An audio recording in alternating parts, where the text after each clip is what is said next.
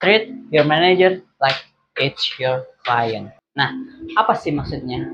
Ya, treat your manager like it's your client ini adalah sebuah, bisa gue bilang kayak sebuah pola pikir atau cara berpikir yang menurut gue cukup menarik untuk diterapkan atau untuk dipakai lah dalam kehidupan kalian saat bekerja. Nah, di sini karena gue banyak bahas soal industri hotel, tentu sangkut pautnya akan sangat berhubungan dengan teman-teman atau kalian yang bekerja di industri hotel, baik itu akan dan sedang atau yang sudah bekerja di hotel gitu. Nah, menurut gue kenapa gue pengen bahas ini, menurut gue cara pola pikir ini cukup asing gue bilang untuk teman-teman yang bekerja di industri hotel. Kenapa? Karena gue rasa dari penggunaan katanya saja kalau misalkan kayak klien ini ya cukup asing, karena kalau misalkan di hospitality penyebutannya ya konsumen atau tamu gitu. Nah, cuman gue nggak bakal bahas soal hubungan lu dengan tamu atau konsumen lu, tapi hubungan lu dengan internal tim lu. Nah, internal tim ini seperti apa? Yaitu internal tim ini ya tentu ada lu, ada manajer lu, ada bos lu, ada director lu, segala macem. Sampai yang tingkatnya paling tinggi gitu. Nah, di sini gue posisikan pembahasan ini untuk kalian yang masih di level-level bawah lah, level-level kroco kayak entry level, staff, biasa segala macam, ataupun DW pun juga masih termasuk. Nah, menurut gue penting buat kalian punya pemikiran kalau misalnya kayak treat your manager like it's your client, yaitu kenapa? Karena ketika lu melakukan sesuatu hal, tentu lu melakukan apa yang bisa lu lakukan dan apa yang berhubungan dengan lu.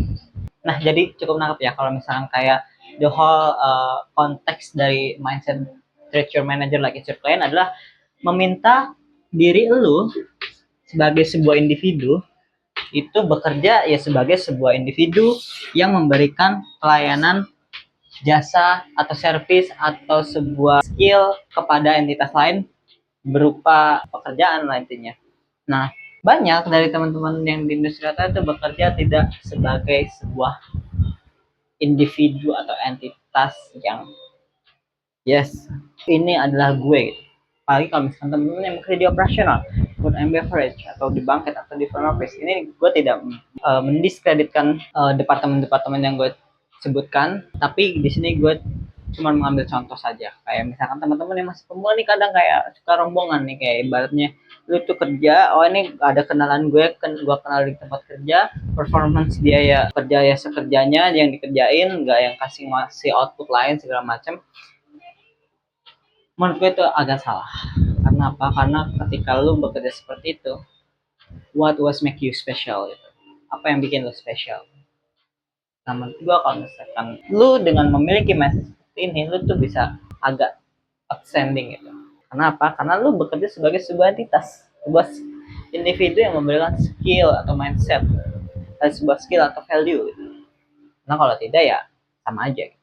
Oke, nah lalu apa setelah gue memiliki mindset seperti ini gitu, setelah gue menjadi sebuah entitas yang full individu yang independen di dalam suatu tim atau tempat kerja itu, lalu apa gitu?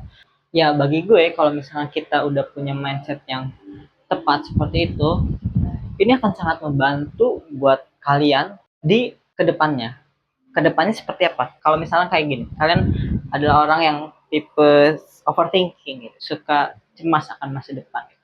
Suka cemas apa yang akan terjadi gitu di kedepannya. Nah, di sini gue ngomongin diri gue sendiri sih. Kalau misalkan kayak contohnya kalian mungkin di tempat kerja kalian bingung setelah dari tempat ini gue pindah kemana ya gitu. Apakah uh, gue akan dilanjut kontraknya atau enggak ya? Atau apakah gue akan dapat kerjaan baru atau enggak ya? Apakah gue akan dipromosi atau enggak ya gitu ke depannya gitu. Nah, menurut gue mindset ini sangat membantu kalian. Sekali lagi gue bilang, karena apa? Karena dengan mindset ini kalian bisa melakukan satu hal, yaitu hal apa? Yaitu adalah hal evaluasi. Nah, evaluasi ini sangat basic atau sangat very common buat teman-teman kalau misalkan kayak bekerja lah intinya atau melakukan sesuatu, kalian harus evaluasi. Evaluasi simpelnya gini, seperti halnya kalian misal di food and beverage gitu, atau ya sebagai hostess atau sebagai GRO atau sebagai front desk agent segala macam lah. setiap role kan pasti punya sebuah objektif atau KPI lah, intinya kayak performance individual lah intinya, yang harus dipenuhi. Nah, apakah poin-poin tersebut itu yang harus dipenuhi atau objektivitas itu yang harus dipenuhi itu sudah terpenuhi oleh lo atau sudah lo lakukan atau sudah lo kerjakan? Itu tentu di semua pekerjaan seperti itu kan. Nah, cuman dengan adanya lo evaluasi, lo bisa lihat checklist poinnya itu ada berapa banyak gitu. Nah, seberapa banyak itu akan menentukan jawaban lo yang tadi lo sempat cemas kayak akan masa depan, apakah gue masih lanjut di hotel ini, apakah gue dilanjut kontraknya, apakah gue akan dipromosi ataukah gue bagaimana ke depannya gitu. Nah, setidaknya dengan lo melakukan evaluasi dan banyak lo melakukan checklist point yang kalau misalkan dalam konteks paperworknya itu tertulis dan maupun yang tidak tertulis itu lebih banyak, menurut gue itu sangat bisa membantu lu punya pegangan lah intinya, daripada lu cuma overthinking menunggu hasil yang kita tahu di masa depan tuh seperti apa gitu. Nah, ketika lu udah punya pola pikir seperti itu, menurut gue sih ya balik lagi ujung-ujungnya akan ke part atau bagian yaitu adalah win or lose. Nah, win or lose ini ya tentu yang namanya di dunia outputnya cuma ada menang ada kalah gitu. Ini gue lebih simplify menang dan kalah. Kalau misalkan kayak mungkin kalau misalkan lu bekerja dan lu kayak misalkan bad things happen atau lu mungkin nggak dilanjut kerjanya atau lu dipindahkan kerjanya atau lu nggak dipakai lagi segala macam, ya lu udah termasuknya lose gitu. Tapi setidaknya walaupun lose dan lu harus menerima itu dan itu realitanya gitu, tapi setidaknya lu masih punya poin-poin ini. Nah, setidaknya itu akan membuatmu tetap waras gitu.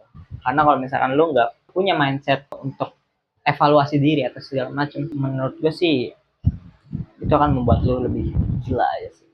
Jadi gitu, balik lagi kalau misalkan kayak lu ujung-ujungnya win, it's good for you gitu. Jadi menurut gue balik lagi kalau misalkan lu punya mindset treat your manager like it's your client, mau itu manager lu sebrengsek apapun, nyebelin apapun, lu akan tetap fokus pada objektif lu, kepada input yang harus lu capai gitu, atau kepada output yang harus lu berikan gitu lah. Kalian bisa pilih contohnya masing-masing. Kalau misalnya kayak JRO, apakah ada banyak guest review yang bagus segala macam, itu kan berkaitan dengan JRO segala macam, service segala macam. Kalau misalnya kayak di cost control atau internal auditor segala macam, learning development, itu kan punya objektifnya masing-masing gitu. Nah, menurut gua penting kalau misalkan lu ya balik lagi treat your manager like it's your client, not your boss gitu.